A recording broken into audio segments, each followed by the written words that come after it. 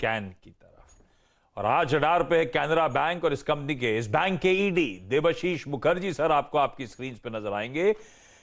Debashish sir hi, good morning. Result दिखाइए screen पे director साहब। और बढ़िया नंबर्स थे, अर्निंग्स की बीट थी, पर वो देबाशीष सर लार्जली वो ट्रेजरी का परफॉर्मेंस बढ़िया था आप लोगों की तरफ से। पर रिजल्ट्स के लिए इंपॉर्टेंट मेरे लिए जानना वो एनआईएम्स में जो मार्जिन्स में जो प्रेशर इस क्वार्टर आपने झेला, क्यों वो दबाव आया सर, और आगे का आउटलुक कैसा नजर आता है मार्जिन्स के फ्रंट पे?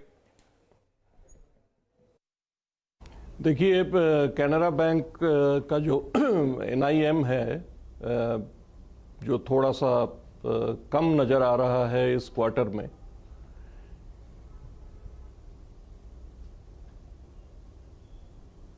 आवाज आ रही है Debashish sir? Loud and clear.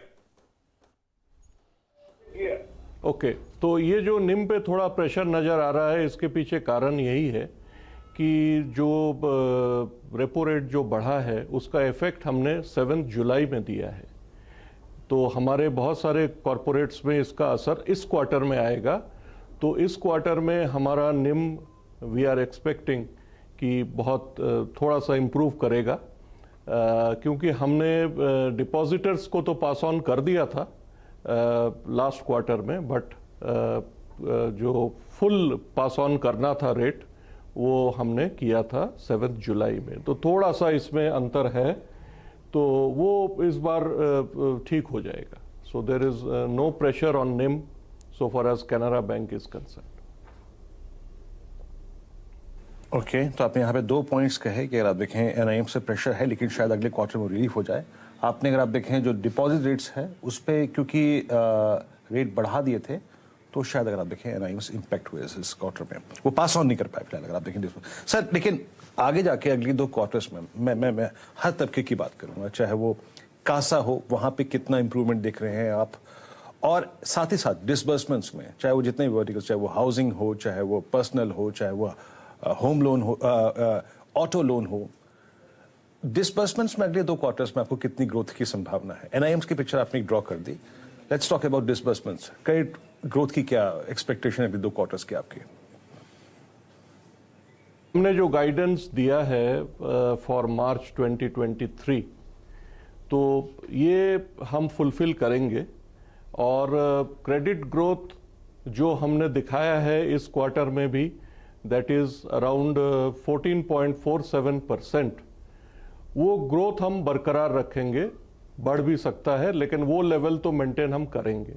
तो उसी हिसाब से हमारा डिसबर्समेंट भी बढ़ेगा।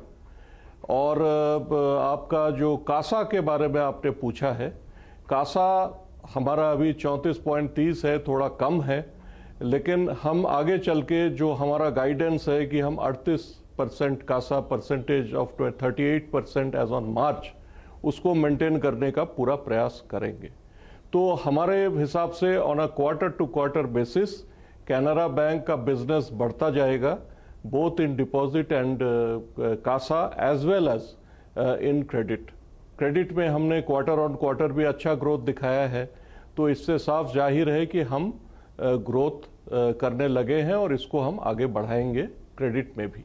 अच्छा, मैं एक तो एनआईएम्स के प्रेशर की बात आपने समझा दिया कि एक लैग है और लैग के बाद वो प्रेशर नजर नहीं आएगा आपको, मार्जिन्स वापस रीइंस्टेट हो जाएंगे, एक्सपैंड करेंगे।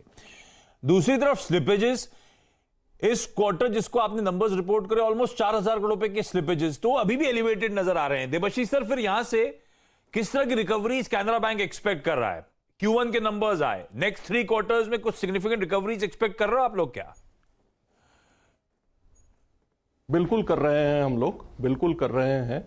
और ये जो स्लिपेजेस हुए हैं Q1 में, तो ये बहुत ज़्यादा अनएक्सपेक्टेड स्लिपेजेस नहीं है। छोटे अकाउंट्स में स्लिपेजेस हुए हैं जो कि एक्सपेक्टेड था, बट इसके चलते जो हमने बार बार हम ये कह रहे हैं कि on a quarter basis as well as on a year basis हमारा जितना भी स्लिपेज होगा उससे ज़्यादा हम रिकवरी करेंगे, और हम करते आ रहे हैं।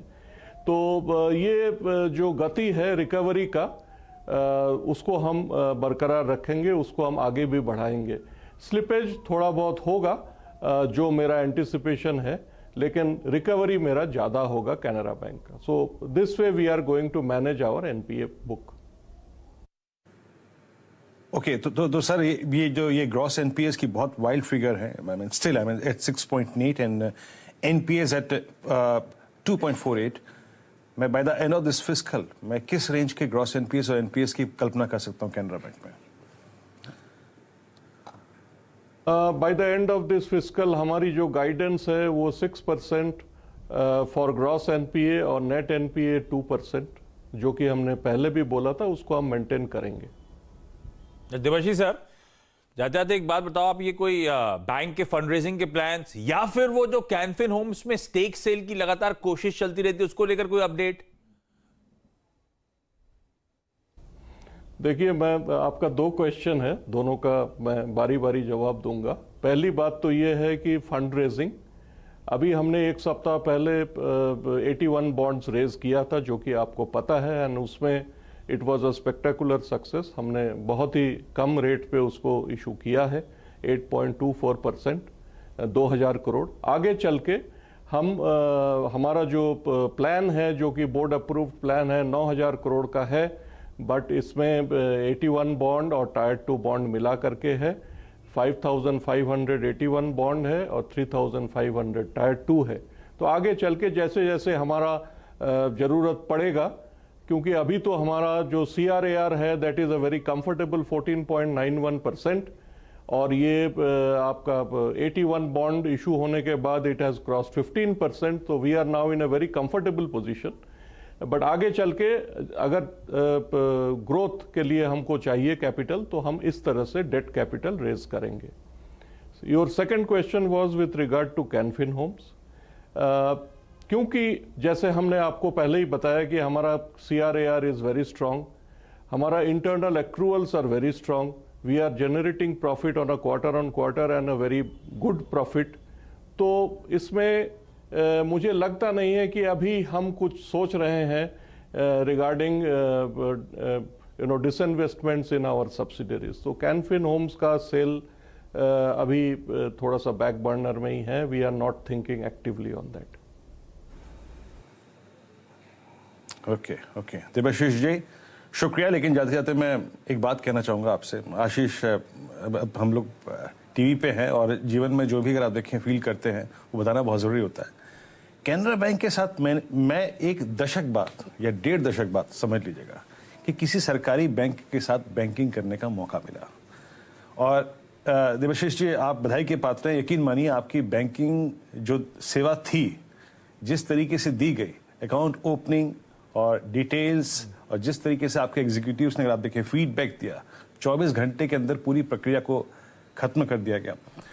मैं वाकई बहुत इंप्रेस हुआ सर। और यकीन मानिए, 1.5 दशक बाद ऐसी बैंकिंग को देख के, फील करके ऐसा लगा कि आप किसी भी निजी क्षेत्र के बैंक को वाकई पीछे छोड़ रहे हैं। आशीष, वाकई ये बात कहनी स्क्रीन पे जरूरी थी। बहुत अच्छी फीलिंग आई इस बार कैनरा बैंक के साथ बैंकिंग करके।